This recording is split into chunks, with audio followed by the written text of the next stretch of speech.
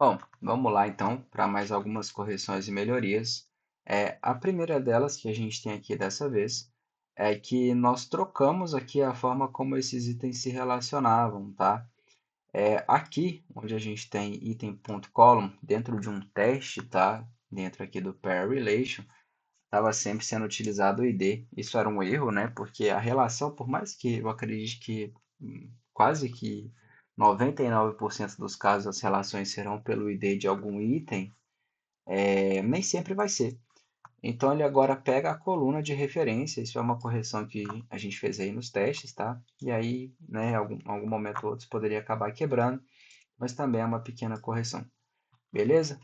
Bom, a segunda correção que nós fizemos aí agora é que quando a gente tem uma tabela, por exemplo, uma tabela aí aqui, que o valor dela é numérico, a gente agora tem a opção de utilizar aí o autoincremento, né? Que, como o nome diz, né, é um autoincremento ali, então é um número sequencial dentro da tabela ali no banco de dados. E aí você agora pode usar essa informação também para fazer um public ID, né, caso você tenha ali um ID público que você queira exibir. E aí também uma pequena melhoria que a gente implementou. Acho que não tenho nada aqui para mostrar sobre isso, mas também é bem simples. Acho que não tem muito o que passar, não, tá? Bom, a terceira melhoria que a gente fez é uma correção nas relações de n para 1. Quando eu tinha um tipo de relação n para 1 aqui, ela era uma relação que estava com dois problemas e uma falha de segurança. O problema que ela tinha é que ela não estava conseguindo lidar bem com o soft delete, tá? Porque ele acabava incluindo o where no momento de buscar o banco. Só que quando você tem n para 1, você tem um dado que pertence àquele objeto, basicamente, na coluna que você está buscando. E não tem por que você utilizar um where, né? E acabava que isso quebrava a sintaxe ali do Prisma e estava gerando um erro na hora de tentar fazer a requisição.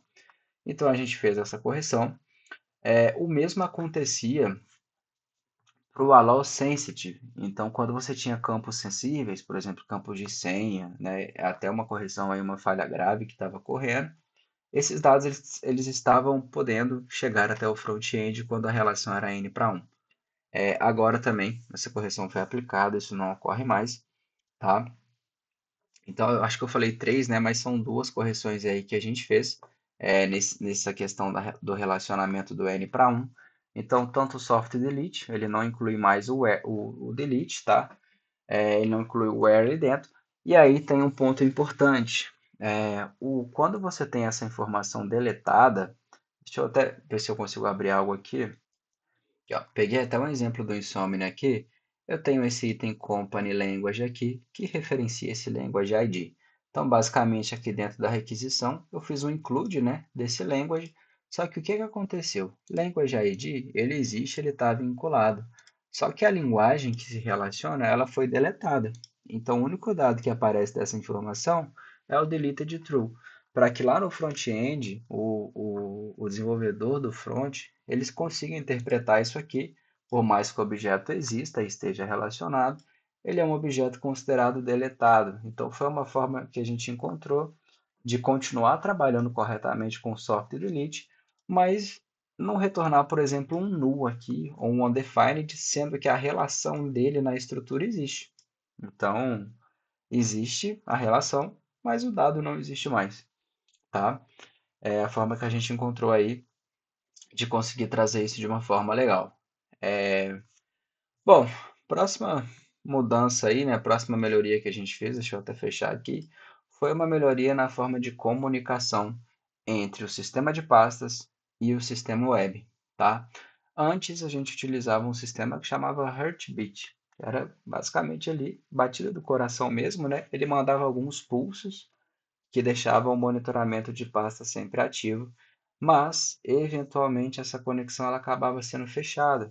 Então, quando você ficava com o sistema rodando ali por horas, às vezes, né, como vocês trabalham basicamente o dia todo, quando você deixava ele rodando uma interface visual, em algum momento essa conexão acabava sendo interrompida. Isso melhorou bastante, tá? Então aqui eu vou até mostrar um exemplo para vocês. A gente tem a coleção driver com esse user ID.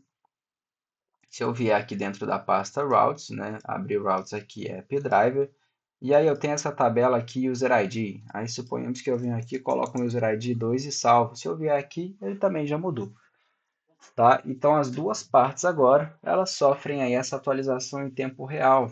Então, e essa conexão ela vai ficar aberta aí por muito, muito tempo.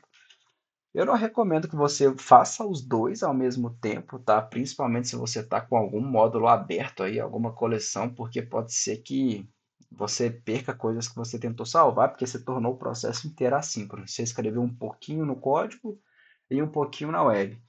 Então, assim, tente sempre deixar o escopo fechado. Se você quer editar o drivers na mão, no JSON, não tem problema. Só garanta que o que você fez aqui na parte visual esteja salvo, tá? E o contrário também é verdade. Se você quer mexer aqui, você salva aqui primeiro, depois você mexe. Se você quer mexer aqui, você salva aqui primeiro e depois você mexe, tá? Evita de salvar aí um e depois salvar o outro com pendências entre as duas partes, senão você vai acabar gerando bastante problema. Bom, e o que que mudou, tá, nesse cenário todo é que a gente trabalha com o socket agora, em vez de trabalhar aí com esses eventos, tá, de emissão. Então ficou mais sólido agora o processo e a gente consegue manter a conexão aberta e mais estável também. E a última melhoria que a gente teve nessa parte é a parte aí de exclusão de módulos, tá? Excluir um módulo agora, caso você tenha alguma coleção, não é mais possível. Por que que não é mais possível, tá? A relação de módulos ela é bastante complexa.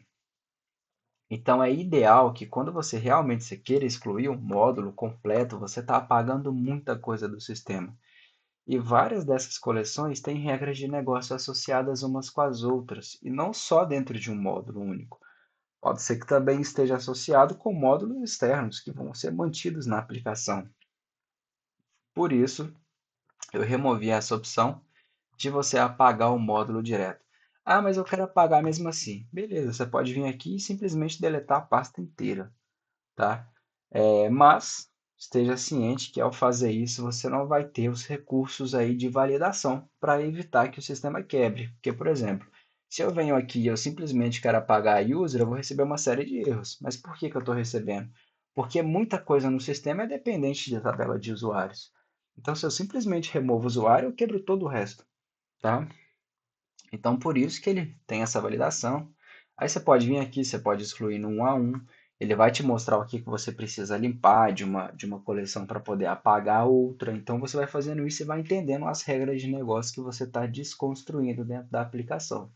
Essa é a forma segura de apagar, tá? Agora, como eu falei, não quero fazer isso, simplesmente vem aqui e deleta a pasta. Você tendo segurança de que isso aqui não vai afetar nada que está nos módulos que vão ser mantidos, por exemplo, eu apaguei o app.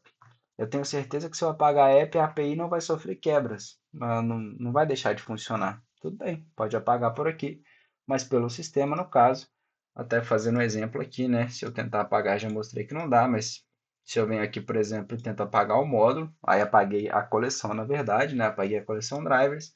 Agora eu consigo vir aqui e aí sim eu consigo apagar o módulo app. E aí se eu vier aqui também na pasta de routes, o app também não está mais disponível. Beleza? Então é isso, gente. Essas aqui foram essas melhorias dessa vez. Também foram melhorias mais simples ali, mas muito importantes também, melhorias de segurança, né, voltadas aí principalmente para a questão de retorno e solicitações de informações do front-end para o back. E também é uma forma de manter o sistema rodando aí mais fluido. Beleza? Então é isso. Valeu.